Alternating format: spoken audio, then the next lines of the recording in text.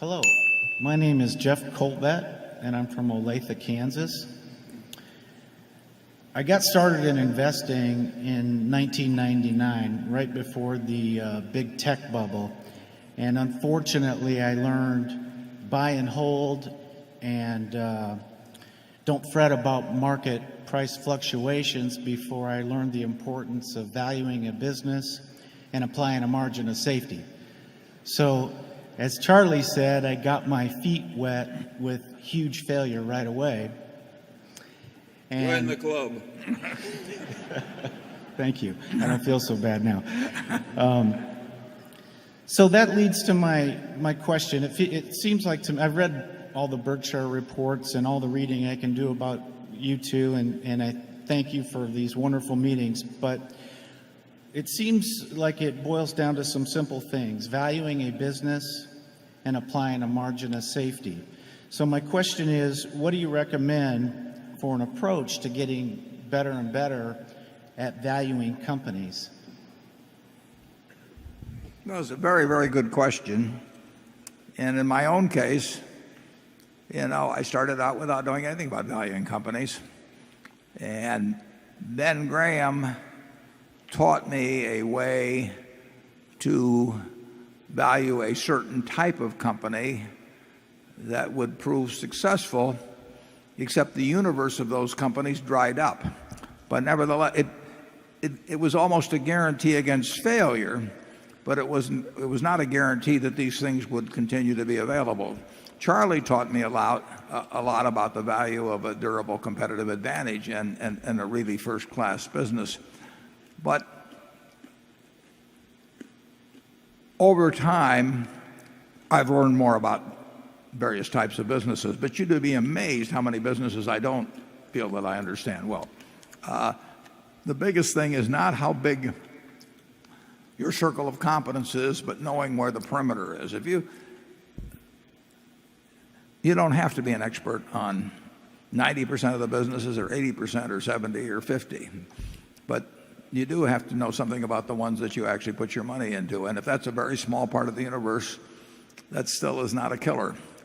And I think if you think about what you would pay for a McDonald's stand, what you think you would pay for, think about the businesses in your own hometown of Olathe. Which would you like to buy into? Which do you think you could understand their economics? Which do you think will be around 10 or 20 years from now? Which do you think it would be very tough to compete with? Just keep asking yourself questions about businesses. Talk with other people about them. You will extend your knowledge over time. And always remember that margin of safety. And I think you basically have the right attitude, because you recognize your limitations, and that's enormously important in this business. You will find things to do. 6 or 7 years ago, maybe not that long, 6 or 7 years ago, when I was looking at Korean stocks, for example, I never had any idea that Korean stocks would be something that I would be buying. But I looked over there, and I could see that there were a number of businesses that met the margin of safety test.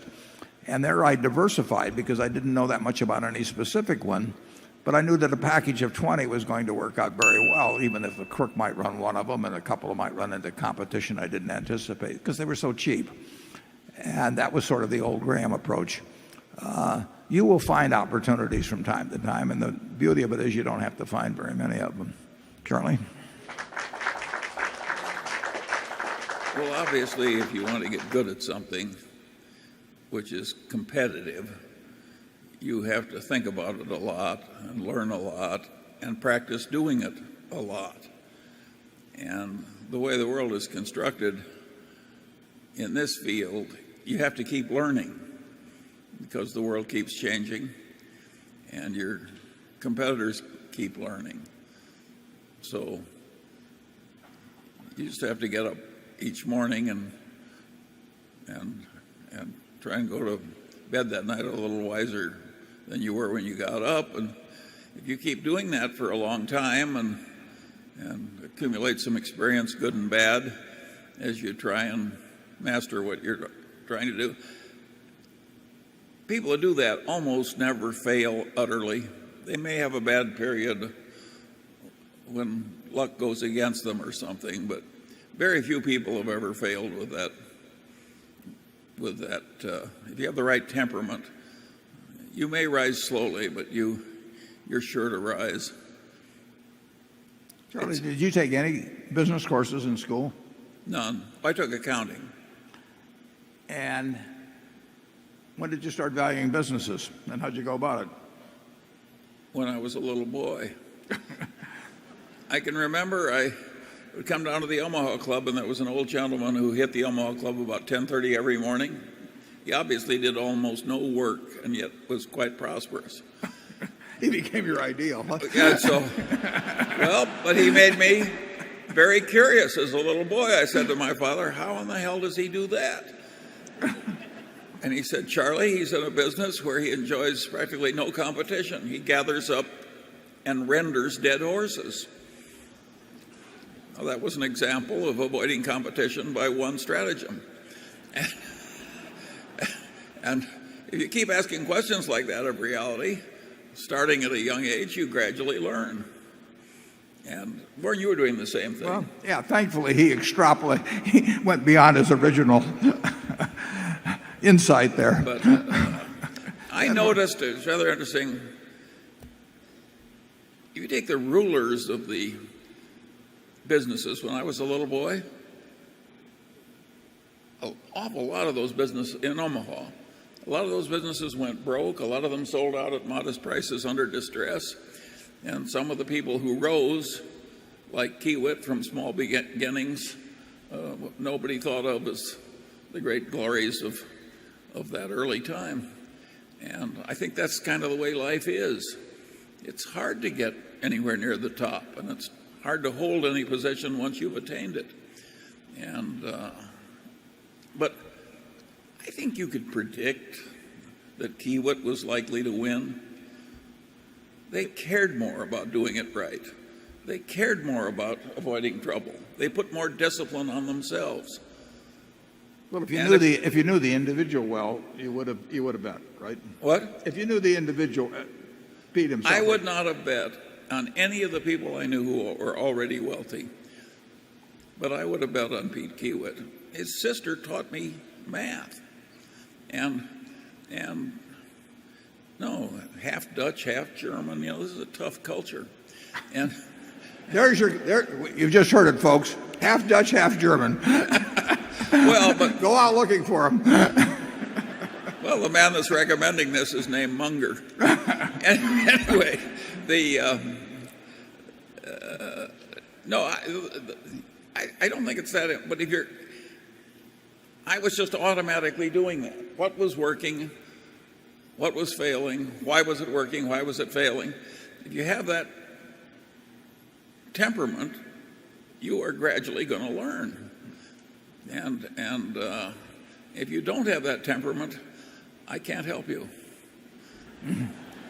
If you'd followed Pete Kiewit around for 10 years, you never would have seen him do anything dumb, right? Oh, yeah. And so it's avoiding the dumb thing. You really don't have to be brilliant, but you have to avoid just the sort of what almost seem the obvious mistakes. But I would say that you're on the right track back there in terms of having the basic fundamentals, knowing your limitations, but still seeking to learn more about various kinds of businesses. Charlie, I think when he practiced law, any client that came in, Charlie was thinking about that business as if he owned the place. And he probably generally felt he knew more about the place than the guy that actually owned it, who was his client, who was the client. But I remember talking to him, 50 years ago, and he would start talking about Caterpillar dealerships in Bakersfield or something of the sort. He was incapable of looking at a business without thinking about the fundamental economics of it. Mm. How'd that guy do with the Caterpillar? Well, he sold it for a perfectly ridiculous price to a dumb oil company. It wasn't worth half what he got for it. Yeah. But they had a concept and a strategy. They had a concept and a strategy, and no doubt they had consultants.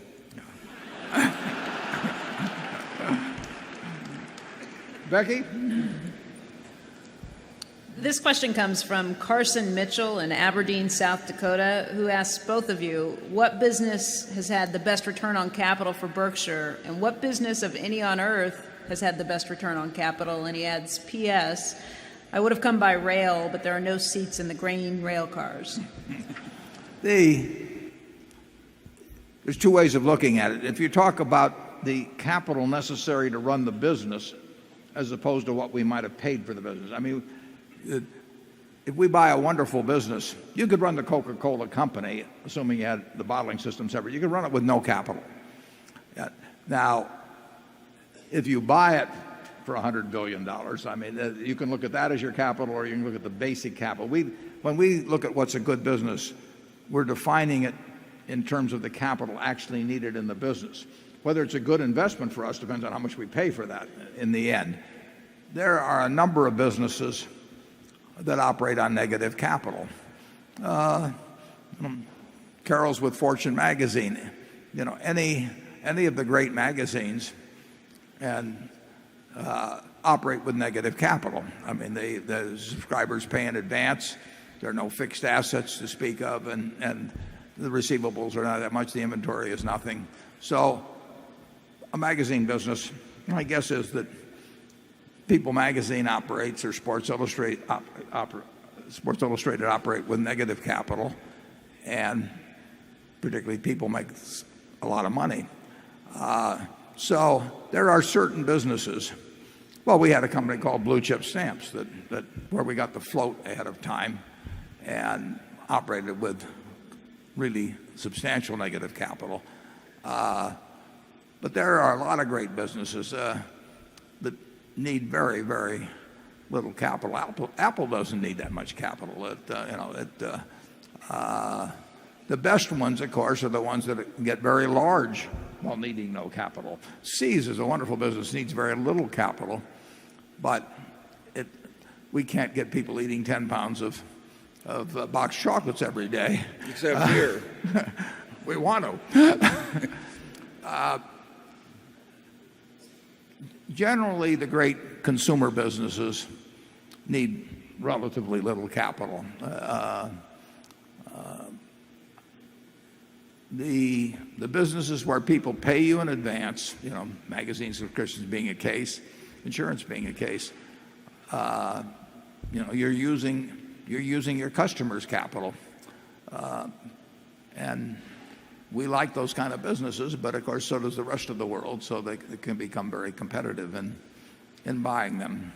We have a business, for example, that's run wonderfully by Kathy Barron-Tamraz, called Business Wire. Business Wire does not require a lot of capital. It has receivables and everything, but it is a service-type business.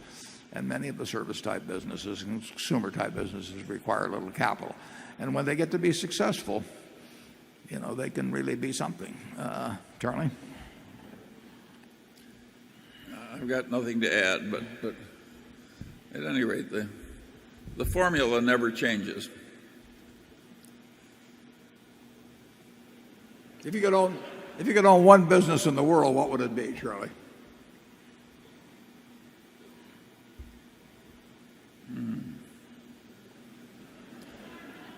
I hope I already own it myself. You know, you and I got in trouble by addressing such a subject many decades That's ago. right. And I don't think I'll come back to it. Okay. Number 13. You know, if you name some business that has incredible pricing power, you're talking about a business that's a monopoly or a near monopoly. Sure. And I don't think it's very smart for us to sit up here naming as our most admired business as something that other people regard as a monopoly. Okay. We'll move right along.